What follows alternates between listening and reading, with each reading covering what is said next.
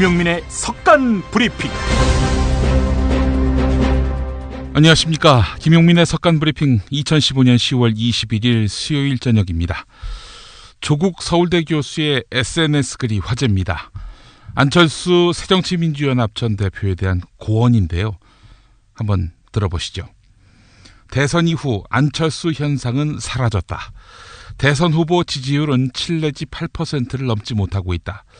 국민의 안철수에서 새정치민주연합 비주류의 안철수가 돼버렸다. 이 상황에서 안철수 의원은 매우 공격적인 방식으로 존재감을 살리고 지지층을 재결집시키고자 한다. 경쟁자인 문재인 대표가 무엇을 내놓으면 즉각 토를 달고 반박하는 방식을 계속 취하고 있다.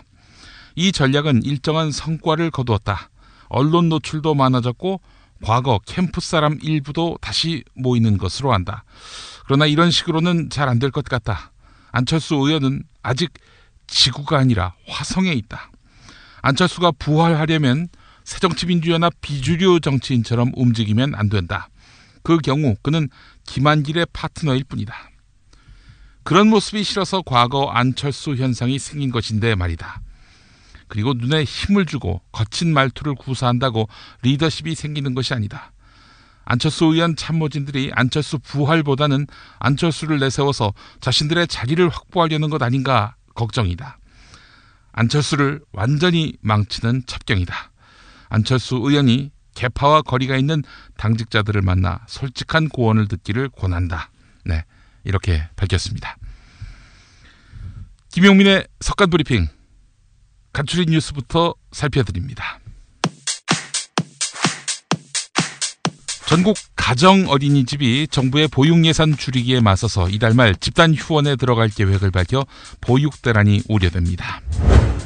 대다수 사학자들이 집필 거부를 선언한 국정국사 교과서, 도대체 누가 쓸까요? 친일 미화 논란을 일으키면서 교육 현장에서 퇴출된 교학사 교과서의 집필진 등 뉴라이트 학자들이 대거 참여를 희망하고 나섰다고 문화일보가 보도했습니다. 한겨레 보도에 따르면 국정교과서를 채택하고 있는 베트남이 역사 과목을 포함한 전체 교과서를 검정으로 전환한 것으로 확인됐습니다.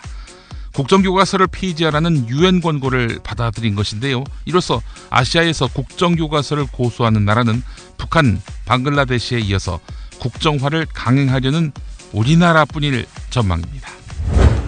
박근혜 대통령은 준법 정신 확산에 보다 힘을 썼고 자유민주주의와 헌법 정신을 부정하는 세력에게는 엄정한 법 집행을 해주기 바란다고 지시했습니다. 김무성 새누리당 대표는 박근혜 대통령에 대해서 이렇게 개혁적인 대통령은 앞으로 만나기 힘들 것이라면서 최고의 극찬을 했습니다. 문재인 새정치민주연합 대표는 박근혜 대통령과 예정된 내일 5자 회동과 관련해 국민의 요구는 역사교과서 국정화를 중단하고 경제 살리기와 민생에 전념하라는 것이다. 박근혜 대통령은 그 자리에서 분명한 답을 내놔야 한다고 박근혜 대통령을 압박했습니다. 신동주 전 일본 롯데홀딩스 부회장은 최근 빚어진 롯데그룹 경영권 분쟁의 해법으로 자신이 일본 롯데, 동생 신동빈 회장이 한국 롯데의 경영을 맡는 원상 복구안을 제시했습니다.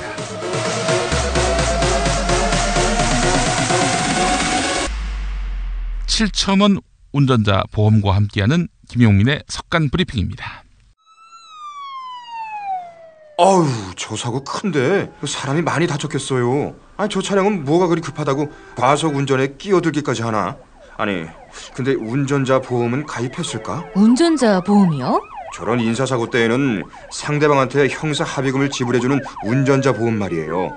변호사 비용도 주고 벌금도 보장해주는 운전자 보험. 아, 자동차 보험에서 보장해주지 않는 대인 합의금을 보장해주는 보험 말이에요? 그거 굉장히 비싸지 않나요? 아니에요. 난 7,000원 운전자 보험 카페에서 가입했는걸요. 뭐라고요? 7,000원 운전자 보험 카페? 홈쇼핑에서도 월 2만 원에서 3만 원이던데. 자가용도 버스도 승합차도 트럭도 자가용이라면 7,000원 운전자 보험 카페. 우와, 대박. 비싼 보험료 때문에 힘드시죠? 풀보장 운전자 보험을 저렴하게 만나는 가장 좋은 방법. 다음 네이버 카페에서 7,000원 운전자 보험을 검색해보세요. 전화문의는 02-849-9730. 10년차 베테랑 손해보험 전문 설계사가 평일은 물론 주말 공휴일에도 상담해드립니다. 다시 한번 전화문의는 02-849-9730. 어제 열린 한일 국방장관 회담, 만약에 노무현 정부 아래에서의 국방장관 회담이었다면 조중동이 가만히 있지 않았을 것입니다. 일본이 한반도에서 분쟁이 벌어졌을 때 한국의 동의 없이 북한에 진입하겠다는 속내를 분명히 드러냈기 때문입니다. 나카타니겐 일본 방위상이 문제입니다. 한국의 서울 국방부에서 열린 회담에서 일본 자위대가 북한 지역으로 진입할 때 한국 정부의 동의를 얻어야 한다는 한민구 국방부 장관 발언에 대해서 일본 측은 한미일이 협력해 나가야 한다, 이렇게 선문답을 했습니다. 이 이야기는 한국의 동의 없이도 미국이 허용하면은 자위대를 북한에 진입시킬 수 있다는 뜻을 내포한 것입니다. 국회 국방위원회 소속인 진성준 새정치민주연합 의원이 오늘 MBC 라디오 신동호의 시선집중과의 인터뷰에서 나카타니 방위상 발언에 대해서 이렇게 의견을 내놓았습니다. 예, 일본은 국제법에 따라서 해당 국가의 동의를 얻겠다는 입장인데 한마디로 국제법은 따르겠지만 대한민국 헌법은 존중할 이유가 없다, 이런 입장인 것 같아요. 예.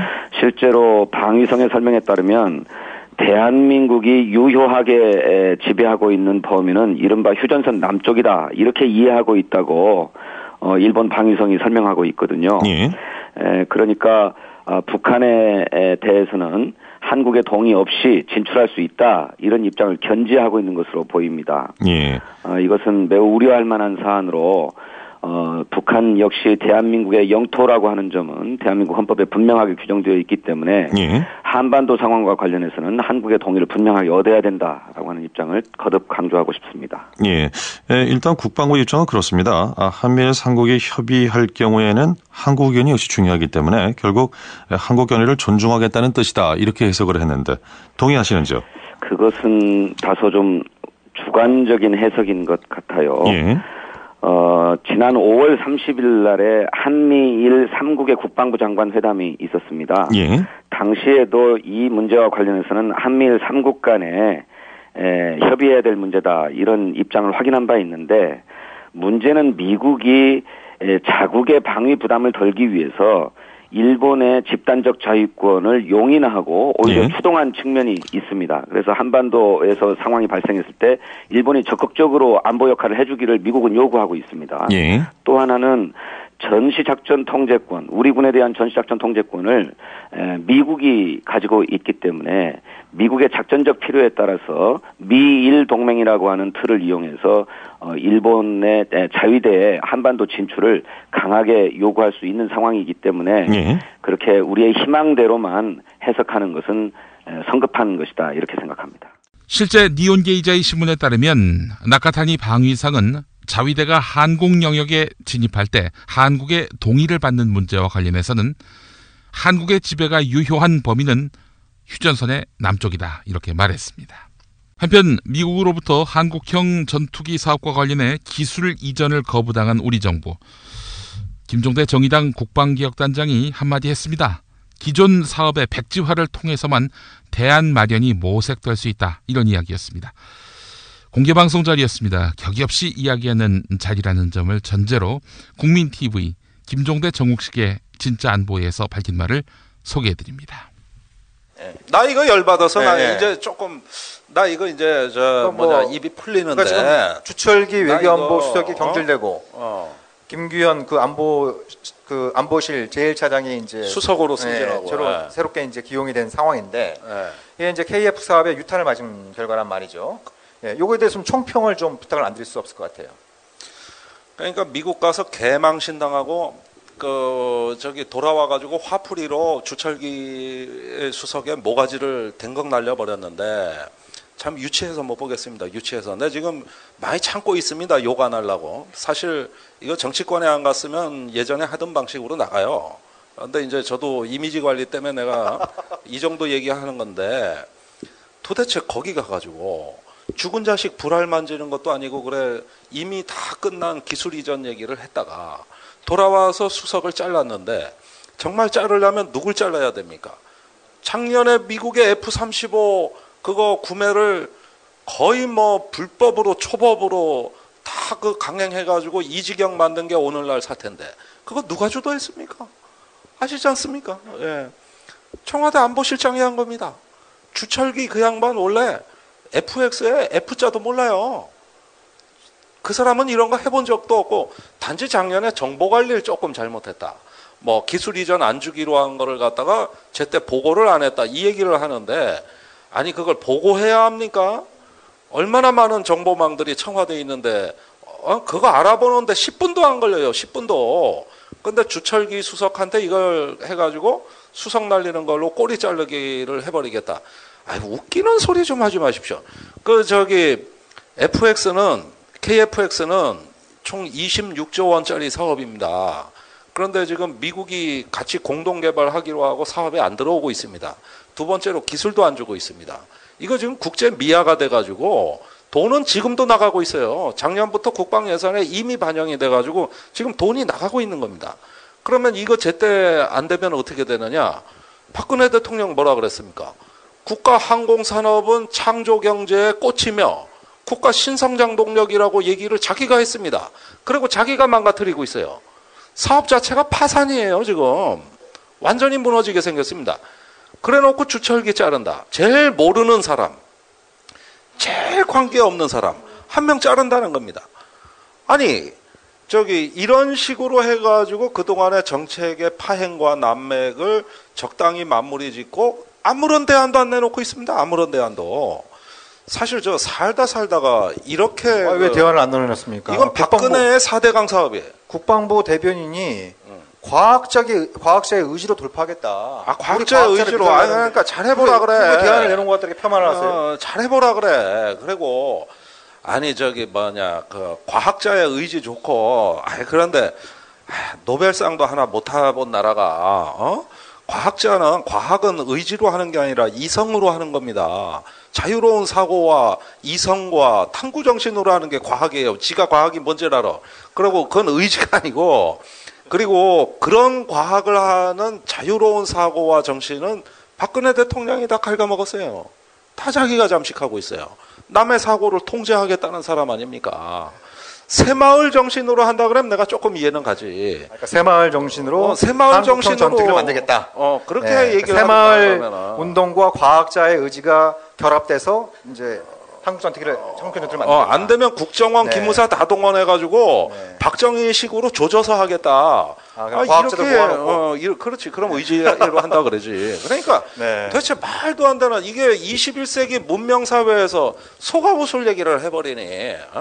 동맹국이 미국에 나 뜨거워 죽겠어. 그러면 지금 상황이 여기까지 왔는데 어떻게 좀 우리 김종대 단장님이나 당 차원 또 이제 알고 계신 전문가들 그룹에서 이 사업에 대한 대안도 좀 곧 내놓으셔야겠네요. 원점부터 재검토해야죠. 이건 F-35 구매를 철회할 수 있는 담대함이 있어야 대안이 떠올라요. 이종걸 새정치민주연합 원내대표는 내일로 예정된 5자 회동의 핵심 의제가 3년간 겪은 국민의 고통이 될 것이라고 강조했습니다. 야당에서 전력 투구하고 있는 한국사 교과서 국정화 문제는 부차적으로 논의될 전망입니다. 이종걸 원내대표는 오늘 YTN 라디오 신율의 출발 새아침과의 전화 인터뷰에서 청와대와의 5자 회동에 대해서 의견을 전하면서 그동안 국민이 겪은 3년 동안의 고통을 모두 안고 가서 대통령에게 말하고 싶다. 교과서 문제는 국민 시민의 불복종 운동이 들불처럼 움직이는 것을 아는지를 묻는 것 정도 이외에는 대부분 민생 문제에 방점을 두겠다 이렇게 말했습니다. 교과서를 만들기 위해서 44억의 예비비가 지출된 데 대해서는 이렇게 말했습니다. 국민들은 이미 이제 이 문제에 관해서 알았습니다. 그래서 시민 불복종 운동 오늘 신문에도 보면은 어린 학생들이 촛불을 들고 나오고 또 그림을 그리고 이미 저는 정치인들이 해야 될 일이 많이 축소됐고 시민들이 앞장서서 하고 있습니다. 뭐 그런 사실만 알려드리면 될 것 같고요. 그리고 이제 예비비 44억은 놀랐습니다. 왜냐면 이것은 고시 변경으로 인해서 행정 예고 기간이거든요. 20일이면. 그러면 사실 법적으로 보면 20일 동안 어떻게 바뀔 수도 있는 겁니다. 국민의 여론을 봐가지고 예. 고시 변경에 다시 철회를 할 수도 있고 고시 변경된 상태를 그대로 국정화 방식으로 이어갈 수도 있는 거고. 예. 그런데 미리 이렇게 국무회의에서 예비비 44억을 의결했다는 것은 예비비 개념에도 맞지 않고 예비비가 사용되는 국가 예산의 원칙에도 맞지 않고 비밀처럼 이렇게 처리돼서 국정교과서가 아니라 이건 국정원 교과서인가 이런 생각을 하게 하죠. 그 새누리당의 지금 예결위원장을 하고 계신 김재경 의원도 이건 예비비 심사하는 건 이거 어떻게 하는지 모르겠다 그 정도로 얘기를 하고 있어요. 예. 그건 뭐 그렇게 크게 논의될 필요도 없는 그런 내용입니다. 최근 한국사 국정교과서 추진과 관련한 교육부의 공익광고 내용이 또 다른 논란을 불러일으키고 있습니다. 광고 내용은 3.1운동의 주역이었던 유관순 열사의 의거를 현행 검정교과서가 소홀히 다뤘다는 것입니다. 이에 대해서 현재 국정교과서 저지 투쟁을 벌이고 있는 새정치민주연합이 맹공에 나섰습니다. 새정치민주연합 유은혜 대변인의 발언 들어보시겠습니다. 교육부가 비난한 교과서는 교육부가 검정 합격시켰고 수정 명령까지 관철시켜서 발행된 교과서입니다. 하지만 수정 명령 과정에서 유관순 열사에 대한 지적은 단 한 건도 없었던 것으로 알려져 있습니다. 교육부 광고는 제 얼굴에 침 뱉기에 불과합니다. 더구나 교육 과정에 따라서 초등학교에서 소상하게 배우는 유관순 열사의 항일 운동을 고등학교 교과 과정에서 다루지 않았다고 해서 트집을 잡는 것은 정말 억지입니다. 무엇보다 역사 교과서에서 항일 독립운동의 정신을 지우려는 정부가 죽음으로 조국의 독립을 외친 유관순 열사를 들먹이는 것은 국민들께 참기 어려운 분노를 일으킵니다. 도대체 항일 의병을 대토벌했다고 가르치는 교과서를 만드는 이 정부가 유관순 열사를 말할 자격은 있단 말입니까?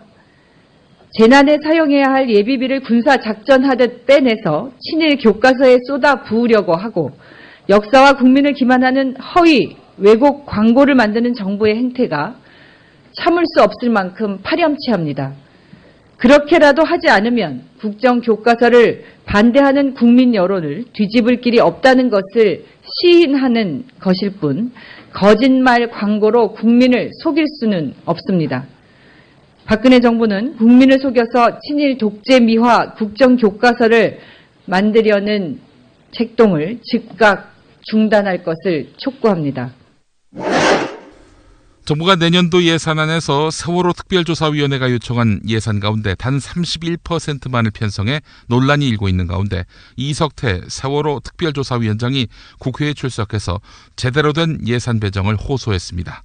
이석태 특별조사위원장은 농림축산식품해양수산위원회 전체 회의에 출석해서 2015년 배정받았던 예비비 규모는 신청액 대비 절반 수준으로 특히 진상규명 조사를 위한 사업비는 약 70%가 삭감된 14억만 배정됐다면서 그 결과 특조위는 업무 수행에 상당한 차질을 빚고 있다. 이렇게 설명했습니다. 이석태 위원장의 말을 들어보겠습니다. 우선 예산 자체에 관해 말씀드리겠습니다.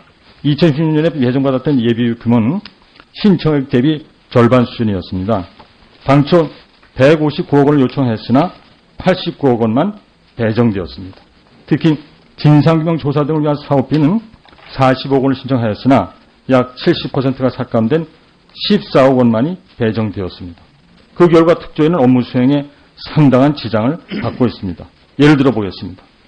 세월호 유가족 등 선체에 남아있을 것으로 추정되는 미수습자에 대한 유실방지 대책이 어떻게 실행되었는지, 현재 선체가 어떠한 상태로 되어 있는지 등에 대해서 특조위 쪽에 선체 조사를 요구하고 있습니다. 하지만 선체 촬영 예산이 전액 삭감되어서 조사가 불가능합니다. 혹시라도 인양 과정에서 선체가 훼손된다면 도대체 누구의 책임인지, 인양 과정에서 발생한 훼손은 어느 정도인지 가릴 길이 없으며 그럴 경우 증거물 있는 선체에 대한 조사가 불가능해질 것이라는 우려도 큽니다. 결국 정부의 예산 지원 부족으로 인해 특조위 조사 활동이 부실해지는 결과로 이어질 우려가 있습니다. 그러나 2010년 예산안에도 꼭 필요한 사업 예산들이 삭감되었습니다. 대표적인 경우가 선체 기기 부품 정밀 조사 사업입니다. 이 예산이 없을 경우 세월호 물 밖으로 인양하더라도 조사를 할 수가 없습니다. 배에 남아있는 희생자들의 유품 소금의 분석, 배의 손상 부위 확인, 각종 계기판 등의 상황 확인, 조타 장치의 오류 여부 등을 조사할 수 없습니다. 조사가 불완전할 경우 결국 사고 원인에 대한 국민적인 의혹 해소가 불가능해지고 사회적인 논쟁과 갈등이 지속되지 않을지 우려됩니다. 따라서 이 항목뿐만 아니라 삭감된 예산을 다시 한번 살펴봐 주시기를 부탁드립니다.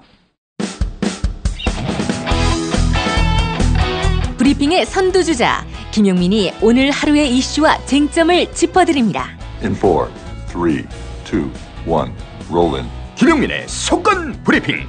월요일부터 금요일까지 저녁 6시 때에 업데이트됩니다. 네, 가짜 인터뷰 시간입니다. 오늘은 가짜 이명박 전 대통령을 모셨습니다. 안녕하십니까? 안녕하십니까? 여러분의 귀염둥이 MB입니다.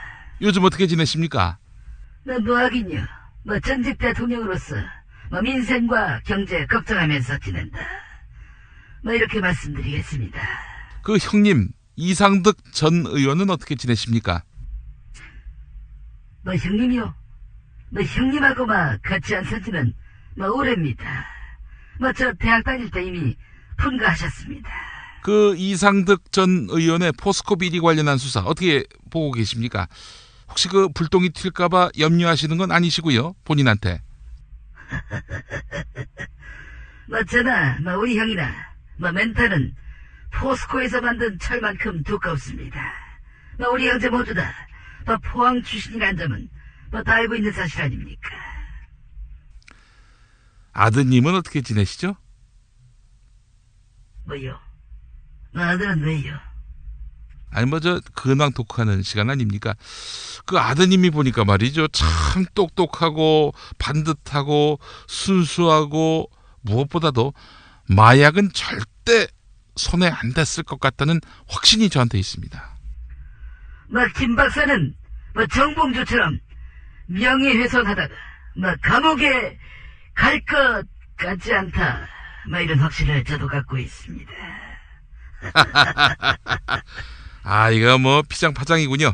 자, 근황 토크는 여기까지 하고요. 오늘은 김무성 새누리당 대표 발언을 갖고 첫 번째 화두로 삼았으면 좋겠습니다. 김무성 대표가 오늘 이런 말을 했다고 하는군요. 박근혜 대통령처럼 개혁적인 대통령은 앞으로 만나기 힘들 것이다. 이 말 어떻게 들으셨습니까? 저도 그런 비슷한 말을 했어. 많은 주목을 받았습니다. 저는 난 도덕적으로 완벽하다. 이런 말 하지 않았습니까? 그 말이 생각이 났습니다. 김무성 대표 저 사람 원래 저랬나요? 원래 박근혜계의 좌장인가 좌우지장인가 하더만 박근혜한테 까불다가 팽당했지요. 그래서 불쌍해서 제가 걷어주지 않았습니까? 나는 세종시 수정안을 밀고 싶은데 박근혜가 반대하지 않는가? 박근혜가 반대하는 세종시 수정안 너는 지지할 것이냐? 제가 이렇게 물어봤습니다. 그랬더니 김무성 두말 않고 지지한다 이런 말을 했지요. 그래서 원내대표에 앉힌 거 아니겠습니까? 지금 교과서 국정화 국면을 보면은 박근혜 대통령 입안에 혀가 되고 있어요, 김무성 대표가. 그 사람 그러는 거 가풍일 거다. 이런 확신을 갖고 있습니다. 친일파인 지 아버지는 일제 때 일본한테 붙었고 민주당 정부 때는 민주당이 붙지 않았습니까?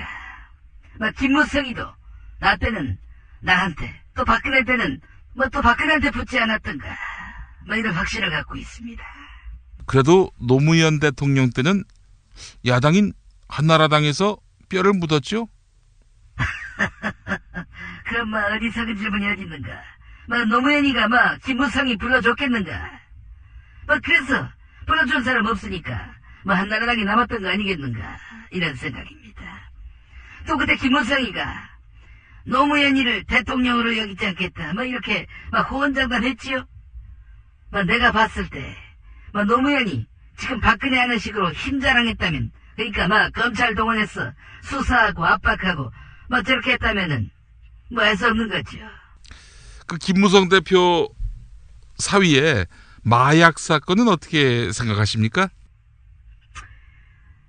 김 박사, 나한테 4대강 어떻게 책임질 거냐? 방산비리 연관돼 있느냐? 자원외교로 얼마나 삥땅 쳤느냐? 차라리 그걸 물어보길 바란다. 이런 말을 드리고 싶습니다.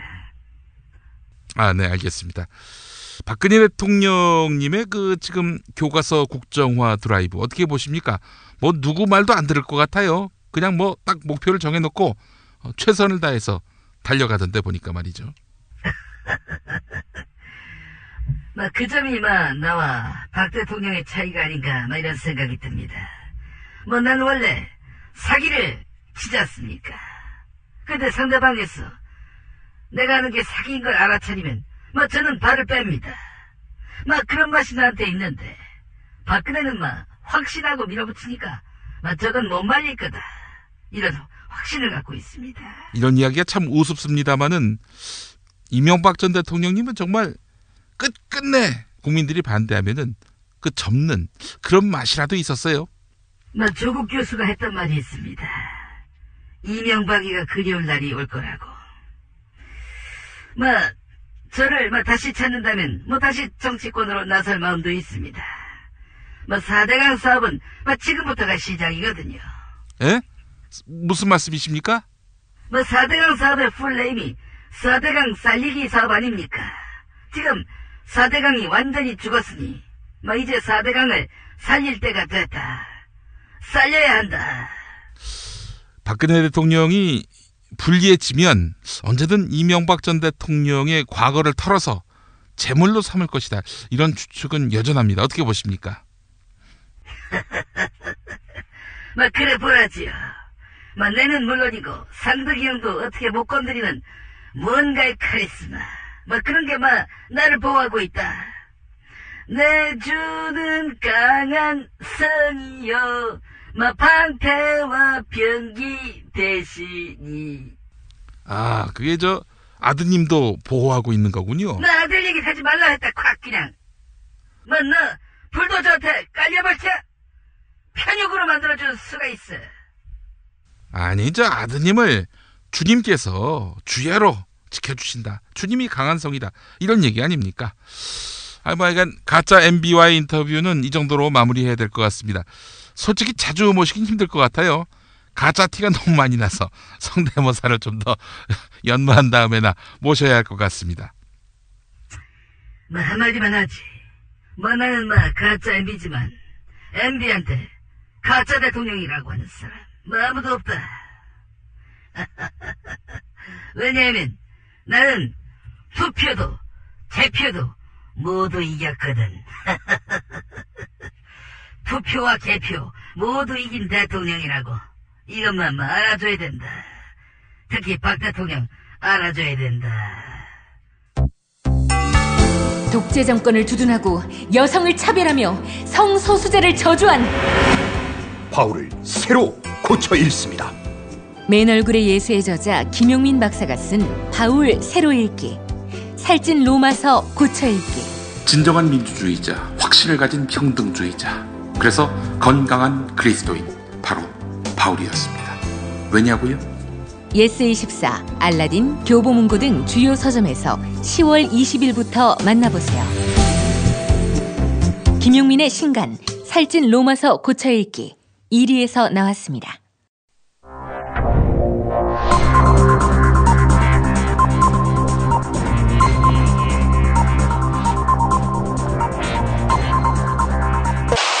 공화국 논평. 국정교과서를 검정교과서로 바꾼 좌빨의 나라 베트남을 토벌하신 민족의 태양 박정희가 가의 따님이신 대통령 박근혜 동지께서는 교육부 장관 황우여가 국정화에 대해서 미적대며 슬슬 발을 떼고 있는 기회주의적 작태를 보이고 있는 데 대해 실제적이며 강도 높은 국가적 중대 조치를 취하실 계획을 표명하시고 친박에게 구체적인 공격 방침을 제시하였다. 경애하는 박근혜 동지의 단호한 결심은 하면 된다가 아니라 까라고 하면 된다를 숭고한 국정운영 철학으로 삼으심으로써 총선에서 불리할 것이 염려돼 계산기를 두드려보고는 손가락만 빨고 있는 천인국노할 매국역적 반동 황우여를 즉각 박살내고 격파시키고 믹서기로 갈아버리고 홍두깨로 빻아버리고자 하는 용렬한 선언이다. 황우여는 교과서 전쟁이 벌어졌는데 종북 좌파 몰입애들을 향해 미사일은커녕 소총 사격조차 회피하더니 국정교과서를 영원히 하려는 것이 아니다라는 망발을 늘어놓는 등 천추에 용납 못할 역적 패당으로서의 본질을 드러내 박동지에 대한 체질적인 거부감과 적개심을 노골적으로 드러낸 추호도 용납할 수 없는 포악무도한 도발 행위를 자행했다. 황우여는 박동지를 참을 수 없이 모독하고 우롱하는 대가가 얼마나 참혹한 것인가를 똑똑히 알아야 할 것이다. 교육부 차관 경질은 횟집에서 스키다시에 불과한 것으로서 황우여는 곧 문어회가 될 자신의 운명을 직감해야 할 것이다. 진박은 국정교과서라는 대를 이어 충성하는 위대하고 영광스러운 과업을 회피하는 황우여의 이름을 우려스러운 인간이라고 해서 황우려로 바꾸든지 황우여의 우여를 뒤집어서 황여우로 개명해야 할 것이다. 그리고 헬조선 정부의 그늘 아래 그 누구라도 박동지의 뜻을 거역한다면 치솟는 분노와 경천동지할 불벼락으로 본때를 맛보게 될 것임을 분명히 일깨워야 할 것이다. 네, 내일은 전국이 대체로 맑겠지만은 강원 영동과 경북 동해안은 오전까지 비가 내릴 것으로 보입니다. 기온은 오늘과 비슷하겠습니다.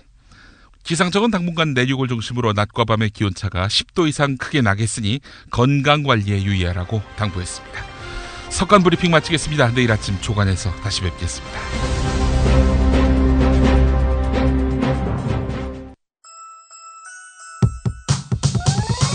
이번 방송 괜찮았나요? 작별의 여운 이렇게 표시해주세요. 다운로드하기, 댓글 달기, 구독하기, 별점 주기. 더 좋은 방송 만들어달라는 약속 이렇게 응원해주세요. 다운로드하기, 댓글 달기, 구독하기, 별점 주기. 기억하셨죠? 다운로드하기, 댓글 달기, 구독하기, 별점 주기.